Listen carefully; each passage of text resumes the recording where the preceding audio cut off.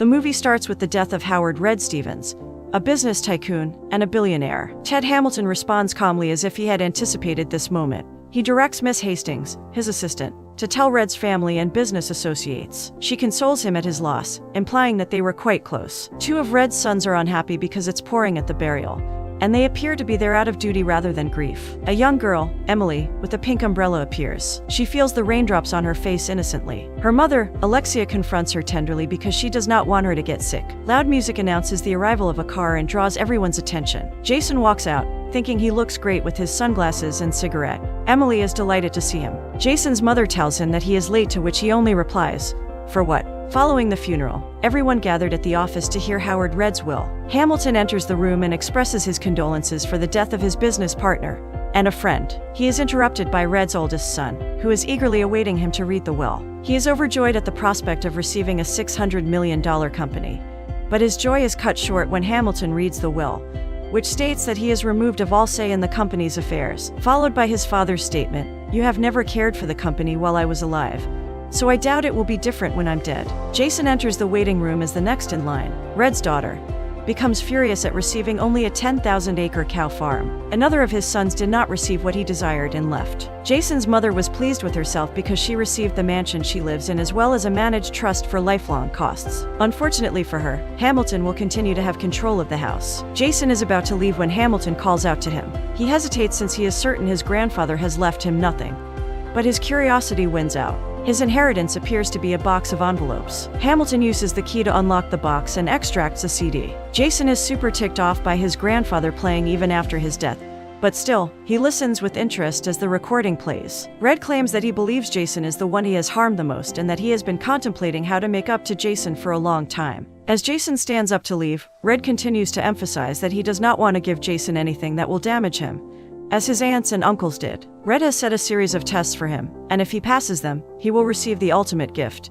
If he fails, he will receive nothing. Red also includes that everything must be to Hamilton's satisfaction, starting with the 7 a.m. flight to Texas. Not knowing why, confused and annoyed, Jason says that his grandfather couldn't possibly give me that he hasn't already taken away. He leaves Hamilton and Miss Hastings disappointed, slamming the door on his way out. His girlfriend inquires about his day at home. Jason describes having to fly to Texas without knowing why to participate in his grandfather's little quest. He says that he will not be attending, and she wonders if he is not curious. Jason responds that his grandfather damaged his life and that the best retribution he can make is to ignore him. However, the girlfriend disagrees, stating that having additional money is always a good thing, and that he should earn as much as he can. Jason rides his motorcycle to the airport, where he recklessly abandons it. Miss Hastings offers him his ticket, and he boards the plane. Being the entitled man that he is, he doesn't even look at the ticket and sits in first class. When a flight attendant notifies Jason of his actual seat, he responds, "Do you know who I am?" It doesn't work, and Jason is forced to sit in the economy with a wailing baby directly next to him.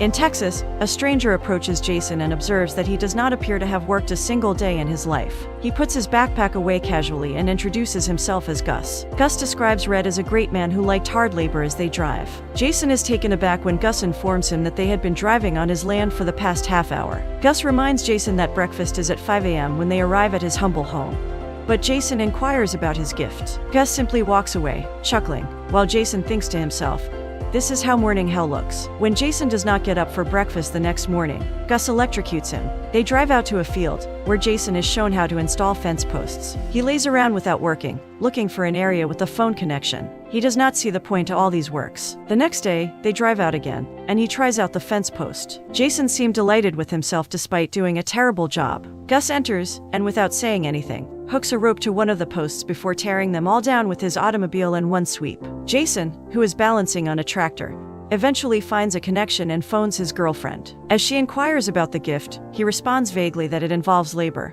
land, and building materials, and that he, himself, has no idea what he is talking about. A revelation comes upon him when he figures out he may get the gift if he's finished with the task. With renewed enthusiasm, Jason gets up before Gus and works carefully, even setting up the land post right this time. Gus is pleased, and Jason has been working hard for a month without complaint. As he gains confidence in his talents, he even wants to continue when Gus arrives to pick him up and give over all the work to a group.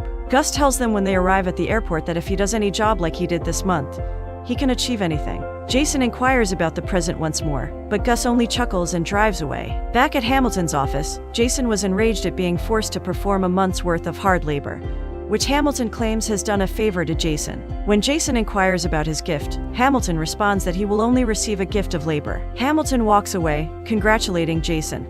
But Jason follows him, politely inquiring about the gift, displaying his first touch of humility. Jason chooses to apologize to Hamilton and tells him that what is in store for him may be very beneficial. However, Hamilton's solution to the issue of what the next present might be is simply that you'll know. When he gets to his apartment, it is empty, and his car has been towed away. You don't really get to live until you've lost everything. While playing the following recording back at Hamilton's office, Jason sneers that there wasn't a single person at his funeral who didn't stand to gain from him. Jason is given his next assignment, which is to return with one loyal friend before the end of the month. He decides to take his girlfriend out to a nice restaurant. He selects the most expensive champagne. She believes he is going to propose, but he is actually wanting to move in with her while lying about his apartment being refurbished. Soon after, when his credit card is refused, everyone can see that Jason is lying again when he talks about switching banks. He asks if she could take care of the payment this time, to which she begins to cry and says, "You're asking me to pay the bill." Jason's expression is priceless when his girlfriend abruptly leaves and reality sets in. Jason understands the actual significance of those who stick with you because many of his friends refuse to accept him in. Even his mother refuses because Hamilton warned her that if she did, she would lose everything. The maid chases him away when he wakes up beside the pool. He sits down on a park bench, depressed. Unknown to Jason, a homeless man who looks to have taken ownership of that particular bench requests him to vacate from his seat. Jason tries to push him away, but the homeless man claims it's a free country, and he has the same rights as he has.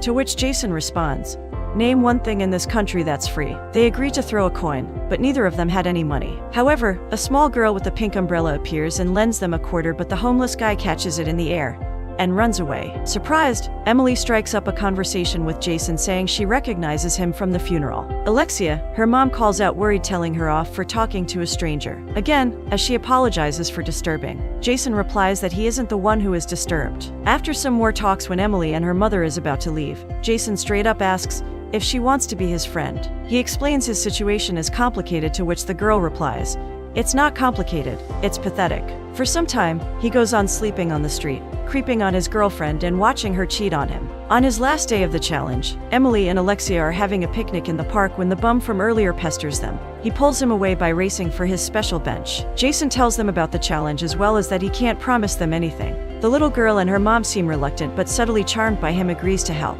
At Hamilton's office, Emily asserts her dominance by loudly sipping on her straw, convincing them, saying she plans on knowing Jason for the rest of her life. Upon leaving the building, Alexia tries scheduling to meet up with Jason the next day at their usual picnic spot, but Jason sarcastically replies sure and just walks away. At Hamilton's office, Red mentions that money was like air for Jason, so this time, as he receives a paycheck for the hard work he did in Texas, his next task is to spend the money on someone who really needs it. At the park, Jason's about to give some money to his bench buddy, but he runs away. It turns out he has been rummaging the purse of Alexia, which he stole. As Jason picks up the purse, he discovers hospital bills for Emily. Jason finds the hospital from the bills and sees Emily has her own room in the hospital. Leaving the bag in the room, he bumps into Alexia only to find out Emily has leukemia. Admitting to having to give away some money for his next task, Alexia reacts defensively about him using her and her daughter to play a game. Surprising, the private investigator sent by Hamilton was sitting in the waiting chairs, and Jason tells him to pay the bill for Emily. Being $100 short, he somehow manages to collect it and hands it to Hamilton next time he runs into his office, succeeding in his quest. The following assignment is to gather his family and see if they can find a bit of gratitude in themselves. The doctors were accurate to guess the demise to falls during Thanksgiving days. Jason finds Emily in the hospital church. She greets him, saying he is her only best friend. Jason and Emily talk sentimentally about death and God. She declares there is something very unfair about a person dying. She shows her concerns for her mother and calls out on him for not sensing something between them. Emily thinks they were made for each other even the first time they met in the park, inciting him to spend Thanksgiving with her. Meanwhile, Alexia gets unfortunate news about chemotherapy not working with her daughter. She breaks down into tears as her whole world, her child, isn't going to be with her much longer. Jason sees her but is helpless due to the reality of it all. Alexia cries on his shoulder. Afterwards, they have a talk in the hospital cafe where Alexia shares her past and how the father left because he wanted to focus on college. Alexia thanks Jason as she assumes he was the one who paid her bill.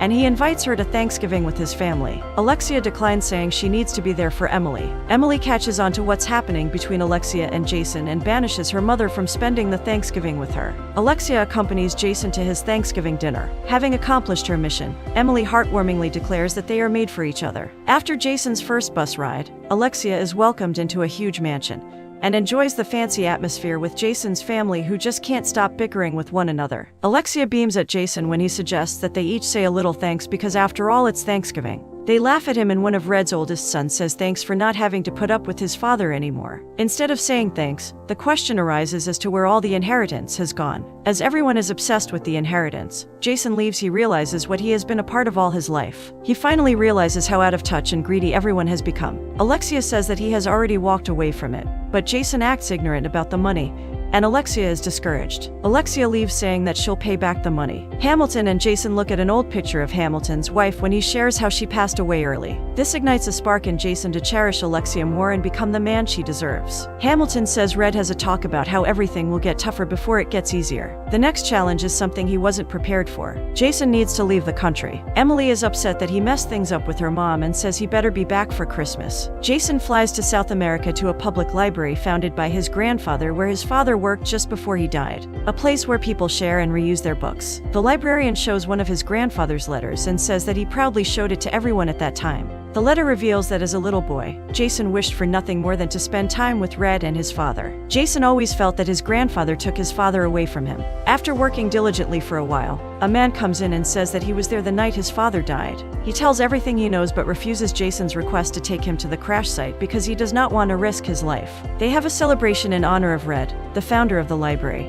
Jason gets a glimpse of how much this library means to people and feels a little bit more connected to his father and grandfather after such a long time. This quenches some of the bitterness in him. The next morning, Jason sets out determined to find his father's crash site, and it turns out that the man hidden in the back of the Jeep, expecting him to leave. He promised his grandfather he would help Jason learn the truth. Jason was told a lie about how his father died when he was trying to save a village.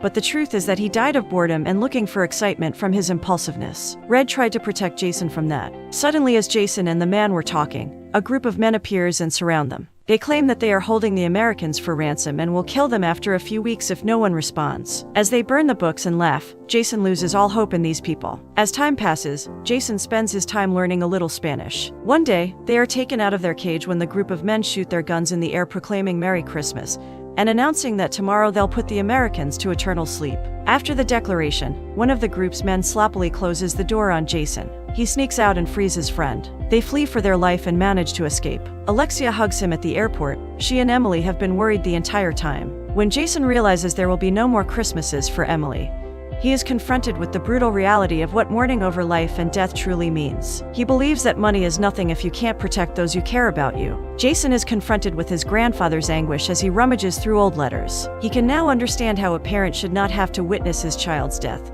while crying about how his grandfather has always regretted himself for leaving Jason alone. It turns out that these assessments are ultimately a lesson in humanity and empathy. Jason visits Emily in the hospital, who looks quite pale and fragile. She greets him with a welcome back stranger and roasts his gift from the airport shop. She's weak and disheartened that he wasn't back for Christmas. After giving her a peck on the cheek, he says he missed her too. Jason tries to fulfill Emily's wish by taking her to Texas for a horse ride, which turns out to be Alexia's dream. While horse riding, Jason gets off the horse with Alexia and says that he has to do something for Emily. He kisses Alexia while Emily and Gus witness their unusual love story blossoms. In the next recording, Red encourages Jason to dream and to act on it. That evening, Jason asks what Emily's dream is, to which she replies that her dream was a perfect day with her family and she just finished it. Jason gives a speech in Hamilton's office about how he has drifted through life so far and that from now on he wants to help others achieve their dreams. At Red's request, Jason is given $100 million to do whatever he pleases, which makes him a little confused. Miss Hamilton says that he didn't expect the money because now he is a different man from then. Jason works tirelessly to bring his ideas to life. He proposes his concept for a property where families can live together while receiving medical care,